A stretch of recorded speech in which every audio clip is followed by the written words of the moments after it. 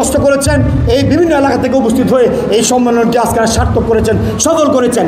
আমার দেখা মতে অত্যন্ত সুশৃঙ্খল এবং শান্তিপূর্ণ একটি সম্মেলন আজকে আমরা উপহার পেলাম।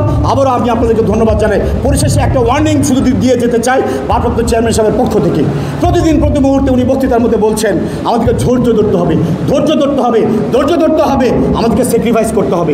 আমার দলের মধ্যে অতি উৎসাহে অনেক নেতাকর্মী থাকতে পারেন, কারো মাথায় যদি থাকে বিএনপি ক্ষমতা আসতেছে অথবা এসে গেছে, লুটপাট করবেন, অন্য কিছু ধান্দা ফান্দা আছে, দয়া করে পথটা ছাইরা চলে যেতে হবে এই দল থেকে। কোনোভাবে অন্যকে প্রশ্রয় দেওয়া হবে না, কোনোভাবে দলের ভাবমূর্তি ক্ষুণ্ণ হবে এরকম কোনো কর্মকাণ্ড যত বড় নেতাই হন, যত বড় নেতা আত্মীয় হন, যত বড় পদে থাকুন না কেন, আপনাকে ছাড় দেওয়া হবে না দল থেকে, দলের ভাবমূর্তি ক্ষুণ্ণ করা যাবে না।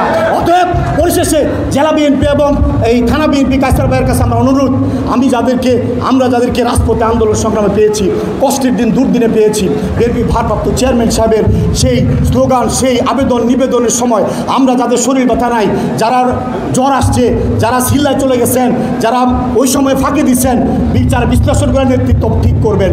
আপনাদের হাউসের কাছেও বলতেছি, ত্যাগী যারা বিপদে ছিল তাদেরকে মূল্যায়ন করবেন।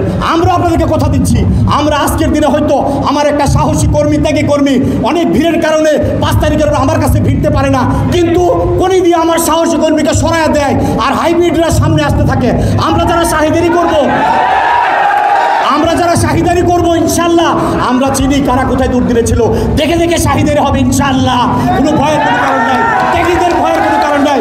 আল্লাহ সহায়, ইনশাল্লাহ আমরা আপনাদের জন্য আপনাদের মূল্যায়ন করবো, আল্লাহ যদি সহায় থাকে।